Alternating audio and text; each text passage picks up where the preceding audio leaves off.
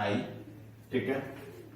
अब यहां से अगर हम इसका रिफ्रैक्टिव इंडेक्स एनआर लेते हैं, इसका रिफ्रैक्टिव इंडेक्स अगर हम लोग एनडी लेते हैं, तो अगर हम स्नेल्स लॉ को यूज करें तो हमको पता है कि जो साइन आर अगर हम लोग लिखेंगे या फिर आर लिखते हैं तो R will come out to be sine inverse of N D by N R sine I, क्योंकि हम लोग लिखने जाएंगे तो लिखेंगे N D sine I equals to N R sine R, so R equals to sine inverse of N D by N R sine I हो गया। अब अगर हम इस वाले एक्सप्रेशन में पुट कर दें तो डेल्टा का वैल्यू कितना आ गया, डेल्टा का वैल्यू आ गया मेरा sine inverse of N D by N R sine I और हो गया माइनस हमारा आई। तो ये हो गया पहला चीज। अब हम सेकेंड पार्ट पे जाते हैं कि when I is greater than theta C. अगर I greater than theta C है, अभी मैं इसको यहां पे रख करता हूं,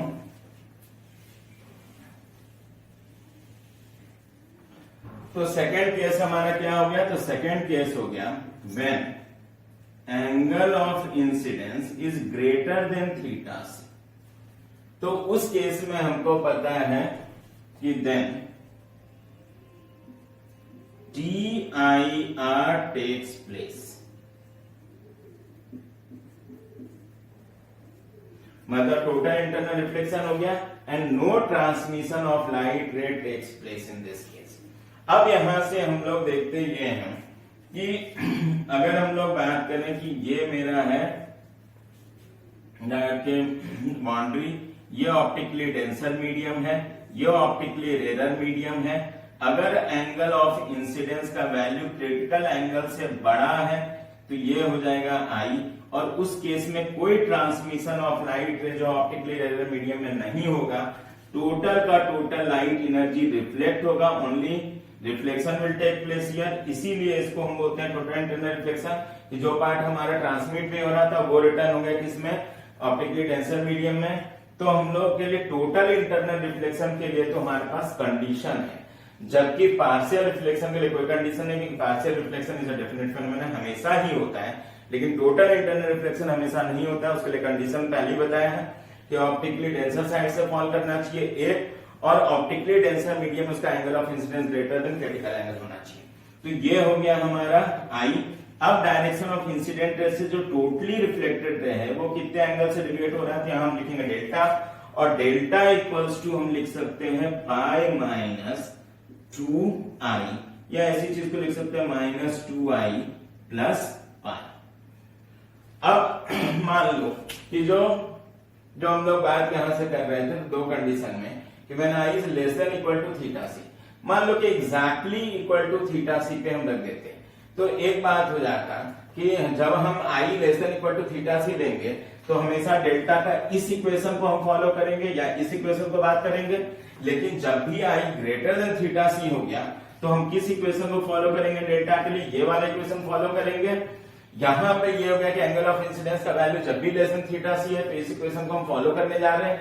अगर बोला कि हम एंगल ऑफ इंसिडेंस का वैल्यू रख रहे हैं exactly equal to theta C पे भी हमारा ट्रांसमिशन तो हो रहा है, और ये हो गया कि लाइट रे ग्रेस कर रहा है बाउंड्री को फ्रॉम ऑप्टिकली रेयर साइड। तो हम लोग बात करेंगे कि अगर हमारा इसमें एक केस लिख लेंगे कि when i equal to theta C then r का वैल्यू जो होगा वो कितना हो जाएगा, पाई बाई 2 या 90 डिग्री हम बोल सकते हैं। इसका मतलब है कि इस केस में अगर हम लोग चाहें तो इस केस में हमारा जो डेल्टा का वैल्यू होगा यहाँ पे, वो डेल्टा का वैल्यू हो जाएगा pi by 2 minus of theta C. क्योंकि हम लोग देख सकते हैं इस केस में कि जब हमारा आई का वैल्यू थीटा सी था तो ये मेरा डायरेक्शन ऑफ इंसिडेंट रे था, ये मेरा ट्रांसमिटेड रे था, ये एंगल ऑफ डेविएशन था, ये एंगल थीटा सी, तो यहां से यहां तक एंगल कितना हो गया थीटा सी। तो कितने एंगल से डेविएट किया, ये एंगल डेविएट किया पाई बाई 2 माइनस थीटा सी से। तो एक चीज हो गया कि जो दो कंक्लूजन हर हालत में क्या रखना है क्योंकि जब भी क्वेश्चन में ये लिखा हो कि हमको निकालना है angle of deviation of transmitted ray या totally reflected ray relative to the direction incident ray, तो सबसे पहला पार्ट क्वेश्चन में हमको क्या करना है, सबसे पहला पार्ट हमको निकालना है critical angle of the boundary, और उसके लिए हमारे पास जो अवेलेबल फॉर्मूला होगा that is sine theta C equals to N रेडियर बाय एन डेंसर। एक बार थीटा से निकल गया तो हम चेक करेंगे कि अगर एंगल ऑफ इंसिडेंस का वैल्यू लेस देन या इक्वल टू थीटा सी होता है, उस केस में transmission phenomena will take place along with partial reflection, और उसमें हम जो इक्वेशन यूज करेंगे that will be R minus I. तो उस केस में हम लोग जो है स्नेल्स लॉ को यूज करके आर निकाल सकते हैं अगर आई गिवन है क्वेश्चन के अंदर and n r and d का वैल्यू अगर गिवन है। और एक बार हमारा आर निकल गया तो हम delta equals to R minus I लिख लेंगे। अगर एग्जैक्टली जो हमारा angle of incident theta C के बराबर होता है तो कोई बात नहीं है, हमको पता है कि आई इक्वल्स टू थीटा सी रखेंगे तो आर का वैल्यू कितना होना चाहिए पाई बाय 2, तो हमारे इस इक्वेशन को फॉलो कर लेंगे।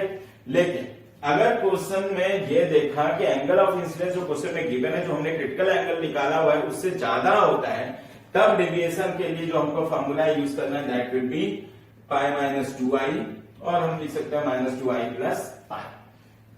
अब यहां से मैं क्वेश्चन अगर पूछता हूं, अगर अभी तक जो हमने पढ़ा है उसके हिसाब से, कि अगर किसी बाउंड्री का हम निकालते हैं क्रिटिकल एंगल, क्रिटिकल एंगल का वैल्यू मान लो आया इक्वल टू कितना 30 डिग्री। अब एक बाउंड्री लिया जिसका क्रिटिकल हमने एंगल कितना लिया हमने 30 डिग्री। अब लाइट रे फॉल कर रहा है बाउंड्री पे exactly at angle theta C equals to 30 degree, या theta limit theta C tends to हम लिख सकते हैं 30 डिग्री माइनस का मतलब हो गया कि 29.99 डिग्री इस तरह का अगर हम एंगल लेकर के चलते हैं तो नियरली जो वैल्यू आएगा हमारे डेविएशन का उसका बात करेंगे। तो पहले अगर हम एग्जैक्टली थीटा सी पे रख लेते हैं तो व्हेन आई इक्वल्स टू हमारा होता है 30 डिग्री, अगर 30 डिग्री क्वेश्चन में दिया तो एग्जैक्टली क्रिटिकल एंगल के बराबर हो गया, और उस केस में हम बोलेंगे कि डेविएशन का वैल्यू अगर हम निकालते हैं यहां पे तो अब हमारा इस फॉर्मूले को यूज करते हैं। ये फॉर्मूला होता है 90 डिग्री माइनस 30 डिग्री, मतलब इसका वैल्यू कितना आता, तो ये वैल्यू होता मेरा 60 डिग्री का। अब इसी क्वेश्चन में चेंज करते हैं। क्वेश्चन मैंने पूछा कि when i tends to 30 degree plus, 30 degree plus मतलब ये है 30 डिग्री से जरा सा ज्यादा वैल्यू लिया। फॉर एग्जांपल अगर मैं बोलता कि जो एंगल ऑफ इंसिडेंस हम ले रहे हैं वो ले रहे हैं 30.0001 डिग्री, 30.0001 डिग्री। अब बताओ डेविएशन का वैल्यू कितना होगा। ठीक है, हम 30.001 को नियरली इक्वल टू 30 लिख सकते हैं, बट सबसे पहला चीज ये हो गया कि जब हम देखेंगे कि जो आई का वैल्यू 30.001 है मतलब क्रिटिकल एंगल से बड़ा हो गया, जैसे ही क्रिटिकल एंगल से बड़ा होगा तो अब मेरा ये वाला इक्वेशन जो है वैलिड नहीं होगा। अब ना ही ये इक्वेशन वैलिड होगा, अब कौन सा इक्वेशन वैलिड होगा, ये वाला, क्योंकि जैसे ही टोटल इंटरनल रिफ्लेक्शन होगा और इस इक्वेशन को अगर हम फॉलो करेंगे तो अगर हम limit i tends to 30 degree plus पे जा रहे हैं तो उस केस में यहां पे रख देंगे हम 30 डिग्री, और 30 डिग्री रखा तो हो गया मेरा 180 माइनस 60 मतलब 120 डिग्री। तो डेल्टा का वैल्यू इस केस में आ गया 120 डिग्री। तो हमने देखा कि जो अगर हम limit i tends to theta C minus use करते हैं तो हमारा ये वाला इक्वेशन या इसको हम बोल सकते हैं यूज हो जाएगा, और अगर हम लेते हैं I tends to theta C plus तो हमारा इस वाले इक्वेशन को फॉलो करेगा।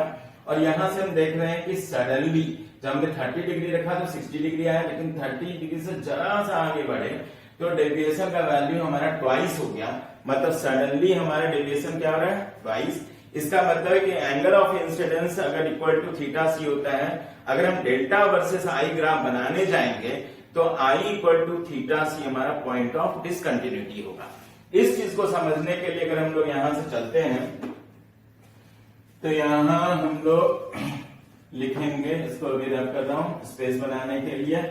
और सबसे पहले जो हम लोग बात करेंगे यहाँ पे कि when I equal to theta C, तो हम लोग ये वाला फॉर्मूला यूज कर सकते हैं। तो हम लोग लिखेंगे delta 1 equals to π/2 minus theta C. लेकिन अगर बोला कि when I tends to theta C plus, उस केस में हम जब डेल्टा 2 लिखने जाएंगे तो हम लोग लिखेंगे यहां से पाई माइनस 2i, तो ये हो जाएगा पाई माइनस ट्वाइस ऑफ आई की जगह पे हम कितना लिख देंगे थीटा सी। अब डेल्टा 2 अगर हम लोग लें तो ये 2 को बाहर ले सकते हैं, तो ये हो गया π/2 माइनस थीटा सी, इसलिए डेल्टा 2 का वैल्यू हो गया 2 टाइम्स ऑफ डेल्टा 1। मतलब I इक्वल्स टू थीटा सी होगा पॉइंट ऑफ डिसकंटिन्यूटी, जिसमें जो है जैसे ही थीटा सी से आगे बढ़े सडनली डेविएशन का वैल्यू डबल हो गया। अब जो हमारा 2011 या फिर 2012 के एडवांस में एक क्वेश्चन आया था delta versus i graph when light ray falls on the boundary separating two media from optically denser side. तो उस ग्राफ पर हम लोग जाते हैं तो हमारे पास दो कंडीशन के हिसाब से होगा, when I is less than equal to theta C, तो हमारा इस इक्वेशन को फॉलो करेगा डेल्टा, और जब हमारा होगा I greater than theta C तो इस वाले इक्वेशन को फॉलो करना है। अब यहां से I less than equal to theta C पे अगर इस इक्वेशन को फॉलो कर रहे हैं तो अगर हम इस इक्वेशन को देखें तो ये delta is not linear expression of I, मतलब डेल्टा वर्सेस I ग्राफ जो यहाँ पे आएगा वो कोई स्ट्रेट लाइन तो नहीं होगा। इतना क्लियर है कि ये ग्राफ क्या होगा, एक कर्व लाइन होगा। तो डेल्टा वर्सेस I ग्राफ क्या हो गया, एक कर्व लाइन हो गया। दूसरा हम लोगों ने मैथ्स में पढ़ा भी होगा कि हम लोग ग्राफ कैसे बनाते हैं, तो sign inverse of something minus I का इसका एक ग्राफ आएगा जो इनवर्स के नेचर को फॉलो करते हुए ग्राफ आएगा, साइन इनवर्स के नेचर को। और हम लोग जानते हैं कि अगर एंगल ऑफ इंसिडेंस का वैल्यू क्रिटिकल एंगल से ज्यादा हो गया तो उस केस में जब हम दे रहे हैं, हम देख रहे हैं डेल्टा, तो delta is linear expression of I, और अगर लीनियर एक्सप्रेशन ऑफ I है मतलब डेल्टा वर्सेस I ग्राफ हमारा क्या होगा कि स्ट्रेट लाइन होगा जिसका स्लोप हो गया -2 का, और जो मेरा y इंटरसेप्ट होगा that will be equals to pi. तो हम इन चीजों को फॉलो करते हुए हम अगर ग्राफ बनाने जाते हैं तो यहां से हम लोग जो है ग्राफ को शो करेंगे, और वो ग्राफ होगा हमारा, इसको रख देता हूं यहां पे,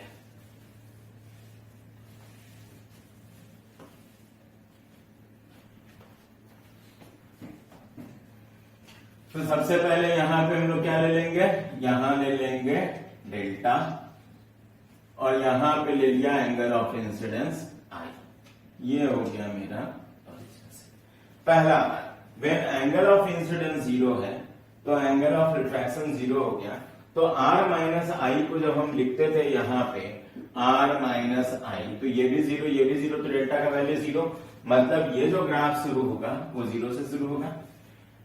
अब जैसे जैसे एंगल ऑफ इंसिडेंस का वैल्यू हम बढ़ाते जा रहे हैं तो उस हिसाब से हमारा इस ग्राफ डेल्टा का वैल्यू जो है इस वाले इक्वेशन को फॉलो करेगा, मतलब कर्व होगा, और हम देखेंगे कि ये ग्राफ जो है इस तरह से कर्व होता आएगा।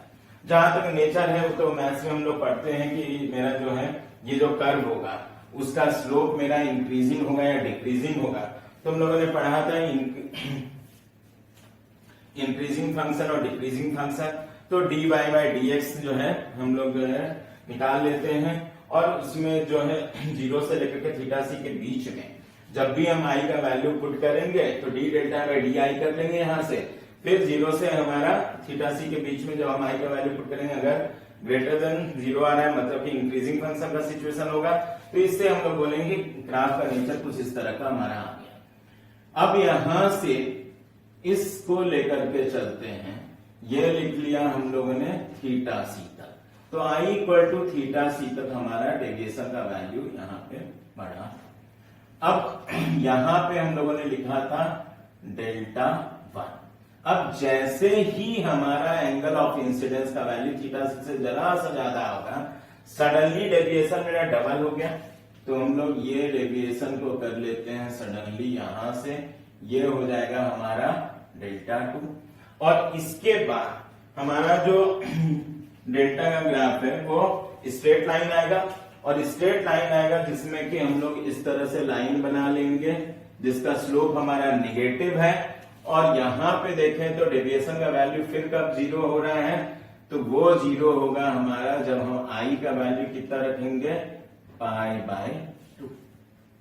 अगर हम लोगों ने यहाँ पे पाई बाय 2 रखा तो ये वैल्यू डेल्टा का वैल्यू कितना हो गया, 0। अब इसमें से एक चीज हो गया कि जब हम बात करें एग्जैक्टली थीटा सी पे, तब तो एक इक्वेशन को फॉलो कर रहा है बेसिकली आर माइनस आई वाले का। जब आई को थीटा सी रखा तो आर का वैल्यू कितना हो गया, पाई बाय 2। तो इसके हिसाब से ये वाला इंक्लूड होगा, लेकिन इसमें अगर देखेंगे तो यहाँ पे हम लोग ओपन दिखाएंगे इसको। इसका मतलब सीधा सा बात ये हो गया कि जब हम exactly I equal to theta C लेंगे तो इस वाले कर्व को फॉलो करेगा, न कि इस वाले को। हाँ, आई ग्रेटर देन थीटा सी लेंगे तो इस वाले को फॉलो करेगा। तो ये मेरा ग्राफ हो गया डेल्टा वर्सेस आई ग्राफ। ये हमारा 2011 या फिर 2012 के ट्रांस क्वेश्चन में आया था एसएटी पार्ट में, जो कि हमारा 4 ग्राफ दे रखा था, उसमें चूज करना था कि which would be the correct graph. Second, आप अगर नोट देखोगे तो मैंने दूसरा उसमें दे रखा है ग्राफ, वो है इंटेंसिटी ऑफ ट्रांसमिटेड रे और reflected ray versus angle of incidence graph. ये ग्राफ हमारा आया था ठीक 2011 और 2012 में से एक साल ये वाला ग्राफ आया था और दूसरे साल वो वाला ग्राफ आया था जो भी हम लोग बात करने जा रहे हैं, that is intensity of transmitted और reflected ray versus angle of incidence graph. तो इस चीज के लिए जो कहानी हम लोगों ने अभी तक सुना था उसको एक बार के लिए बता देता हूं कि जब हमारा एंगल ऑफ इंसिडेंस जो था 0 था, मतलब लाइट रे फॉल कर रहा था बाउंड्री पे नॉर्मली, तो most of the light energy gets transmitted, जिसमें बताया था कि 99% से ऊपर का एनर्जी हमारा ट्रांसमिट हो गया and some part of light energy reflects back. तो पहला कंक्लूजन तो हम ये ड्रॉ करेंगे कि transmitted energy can never be 100%, क्योंकि हमारा एक बात है कि जब भी लाइट रे फॉल करेगा बाउंड्री तो पार्शियल रिफ्लेक्शन डेफिनेटली रिफ्लेक्शन तो जरूर होगा, मतलब some part of energy definitely return होता है। इसका सीधा मतलब है कि transmitted energy can not be 100%, जबकि रिफ्लेक्टेड एनर्जी जो होगा वो 100% हो सकता है। कब?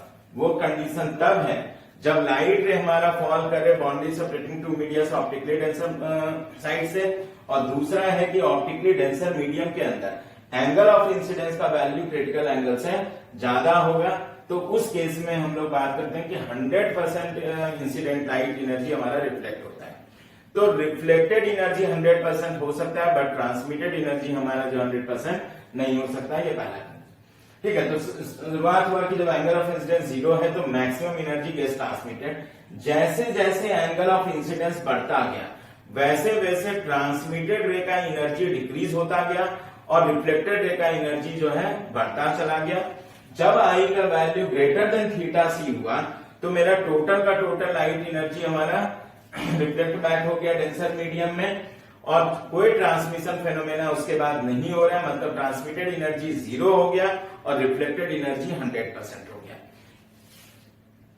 अब इस कॉन्सेप्ट को लेते हुए अगर ग्राफ पर हम लोग जाते हैं तो इसमें यह हुआ कि हम लोगों ने पहले यहां पे लिया है आई एस रिप्रेजेंट कर रहा है, और आई एस क्या रिप्रेजेंट कर रहा है, तो आई एस रिप्रेजेंट कर रहा है इंटेंसिटी ऑफ ईदर ट्रांसमिटेड रे और रिफ्लेक्टेड रे when light ray falls on the boundary separating two media from optically denser side। तो ये हो गया आई एस, ये हो गया हमारा आई। सबसे पहले इंटेंसिटी हम 100% यहां पे शो कर लेते हैं।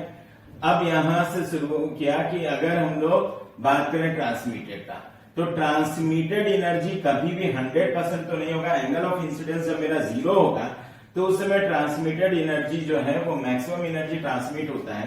तो हम यहां से स्टार्ट कर सकते हैं ट्रांसमिटेड को। जैसे जैसे एंगल ऑफ इंसिडेंस बढ़ाएंगे ट्रांसमिटेड रे हमारा घटेगा। अब अगर हम ट्रांसमिटेड को यहां से स्टार्ट करेंगे थोड़ा सा 100 से कम से, तो रिफ्लेक्टेड रे को 0 से थोड़ा ज्यादा से स्टार्ट होगा, क्योंकि some part of light energy हो गया। तो जितना यहां से कम होगा उतना यहां से रिफ्लेक्शन वाला पार्ट को दिखाएंगे। जैसे जैसे आई बढ़ाते गए ट्रांसमिटेड रे का एनर्जी डिक्रीज करता गया, तो ये एनर्जी यहां से हम डिक्रीज करता हुआ दिखाएंगे, और जिस तरह से ये इंक्रीज करेगा उस तरह से रिफ्लेक्टेड रे हमारा इंक्रीज करेगा। ये सिचुएशन आया। जब हम बात करते हैं, ये सिचुएशन होगा I इक्वल्स टू थीटा सी तक, कि हमारा ट्रांसमिटेड एनर्जी घटता गया, रिफ्लेक्टेड एनर्जी बढ़ता गया, और जैसे ही I का वैल्यू थीटा सी से ज्यादा हुआ, टोटल का टोटल लाइट एनर्जी रिफ्लेक्ट हो गया। इसका मतलब है कि सडनली अगर हम बात करेंगे तो ये जो मेरा रिफ्लेक्टेड वाला है वो 100% हो गया, जबकि ये जो ट्रांसमिटेड वाला है वो हमारा 0 हो गया। तो ये ग्राफ हमारा ट्रांसमिटेड के लिए हो गया, ये ग्राफ हमारा R के लिए हो गया। जब I greater than theta C है तो ये रिफ्लेक्टेड रे के लिए हो गया, और ये हो गया ट्रांसमिटेड रे के लिए। तो ये ग्राफ हमारा हो गया जिसको हम बोलते हैं intensity of transmitted reflected ray versus angle of incidence graph. और जो आईआईटी का जो क्वेश्चन दे रखा था उसमें जो 4 ग्राफ में से 2 ग्राफ सिमिलर टाइप का नेचर था। अंतर से ये था कि एक ग्राफ में ट्रांसमिटेड को 100 से शुरू किया था, रिफ्लेक्टेड को 0 से। जो हमारे इस नॉलेज के लिए उसने चेक करने के लिए दिया था ग्राफ कि हमारा ट्रांसमिटेड रे कभी भी 100% नहीं हो सकता, इसलिए कभी भी हम इस ग्राफ को जो है ट्रांसमिटेड के लिए 100 से शुरू नहीं कर सकते, रिफ्लेक्टेड कभी 0 से शुरू नहीं कर सकते। तो ये मेरा हो गया कंप्लीट। अगर हम लोग बात करें कि when light ray falls on the boundary from optically denser side. अब हम लोग जाएंगे कुछ जनरल नॉलेज में, आपके नोट्स में चीजें लिखी होगी, उसके डिस्कशन पे जाएंगे।